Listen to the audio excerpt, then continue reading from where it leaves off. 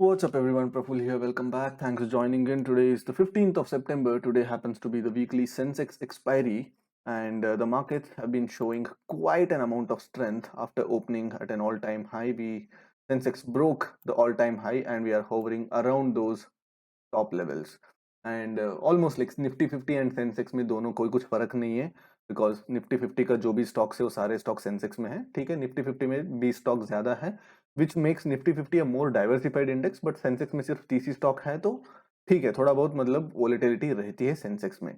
Now अगर आप मेरे पोजीशन देखोगे तो आई हैव अ स्ट्रैंगल, थोड़ा वो अनइक्वल क्वांटिटी वाला स्ट्रैंगल है. तो 67,500 का पुट ऑप्शन, तो 67,500 का पुट ऑप्शन शॉर्ट है एंड 68,000 का कॉल ऑप्शन शॉर्ट है. नाउ लेवल्स कहाँ पर आता है देखो, 68,000 का कॉल ऑप्शन यहाँ पर है विच इज क्वाइट फार. ठीक है, एंड 67,500 का पुट ऑप्शन यहाँ पर है. So I have a decent range to play with given the morning volatility. But at the same time मैंने सिर्फ फंड्स अराउंड 30 lakhs ही यूज किया, 1/5 ऑफ द फंड्स ही मैंने यूज किया है बिकॉज सेंसेक्स में क्या होता है, लिक्विडिटी ज्यादा नहीं रहता and because of that options में वियर्ड स्पाइक्स आता है. तो नाउ लिक्विडिटी कैसा है, ज्यादा है कि कम है, कैसे चेक करता है? One is open interest. जाके ओपन इंटरेस्ट चेक कर लो, सेंसेक्स का ओपन इंटरेस्ट चेक कर लो and compare it with Nifty और bank Nifty. Will understand that Sensex में कोई ओपन इंटरेस्ट निफ्टी जितना या बैंक निफ्टी जितना है नहीं. And at the same time और थोड़ा आसान तरीका देखना है with volumes are there, whether the liquidity is there और नॉट. जस्ट यहाँ पे मार्केट डेप्थ में जाओ. मार्केट डेप्थ में जाके आप यहाँ पे ये देख लो कि कौन सा प्राइस पे कितना बिड आस्क है. देखो हर एक बिड आस्क पॉइंट पे, दिस इज 38.15 रुपीज या 38.2 रुपीज जो है, this is like one point, price point. यहाँ पे बिड है, यहाँ पे आस्क है. तो हर एक बिड पॉइंट पे, हर एक आस्क पॉइंट पे ज्यादा से ज्यादा 3 डिजिट का वॉल्यूम है, 3 डिजिट का बिड्स एंड आस्क है.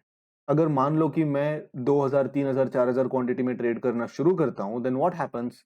ये तो नॉर्मल सिचुएशन में ऐसा है. लेट्स से लाइक एक ब्रेकआउट आ जाता है, देन यहाँ पे सेल के तरफ से आस्क पूरा ड्राई आउट हो जाता है एंड पूरे के पूरे बिड्स जो है वो ऊपर ऊपर बिड होते होते जाता है and because of which I will be getting exorbitant prices to exit. तो दैट इज वाई अभी भी सेंसेक्स में I don't advise you to trade with the full size. अगर फुल साइज ट्रेड भी करते हैं तो then trade it in such a way that you are not force to make lot of adjustments, क्योंकि impact cost थोड़ा ज्यादा पड़ता है सेंसेक्स पे.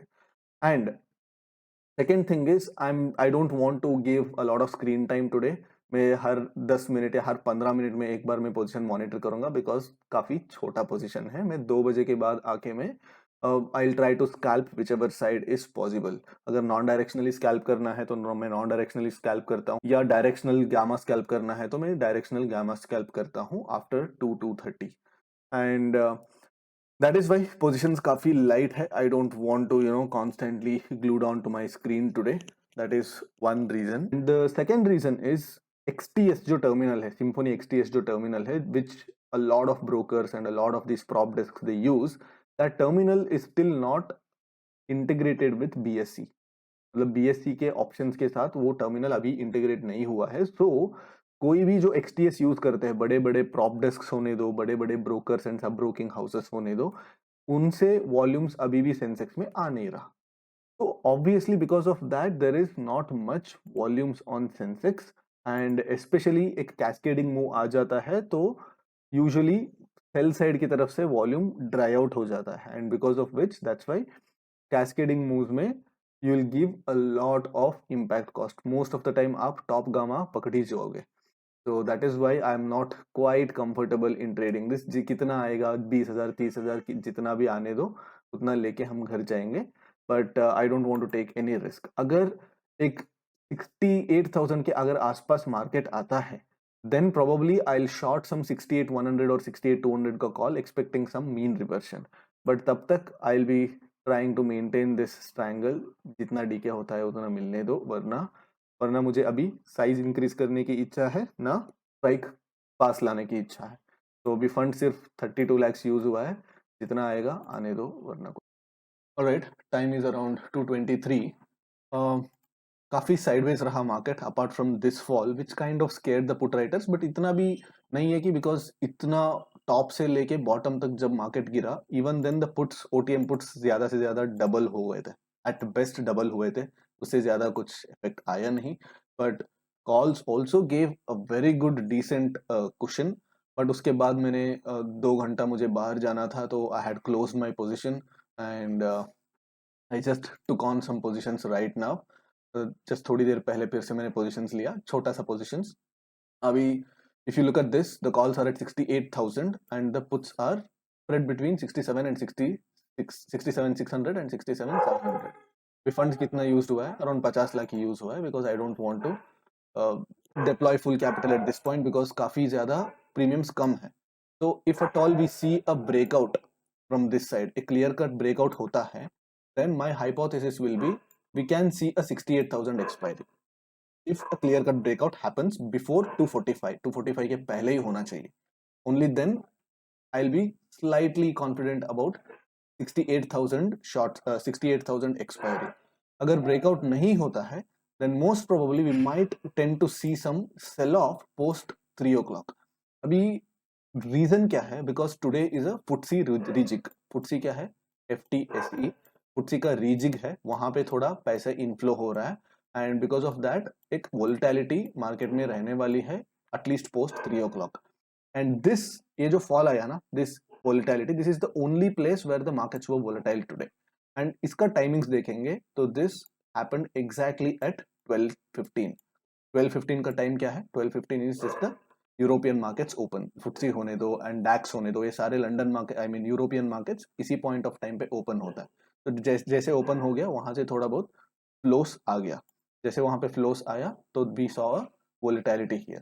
सिमिलरली 3 o'clock के बाद भी थोड़ा बहुत फ्लोस आ सकते हैं। I don't know like how much significant that flow would be, but I be kind of careful because हमका पैसे गंवाने का कोई मतलब नहीं है। तो दैट्स वाई साइज थोड़ा कम है।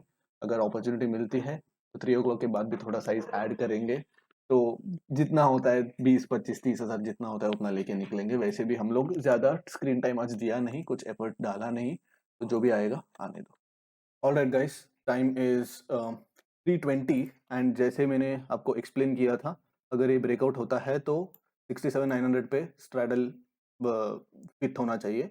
बट जो मैंने बोला था कि 68,000 पे अगर स्ट्रैडल क्लोज होना है then we needed a breakout before 245 के पहले ब्रेकआउट होना चाहिए था।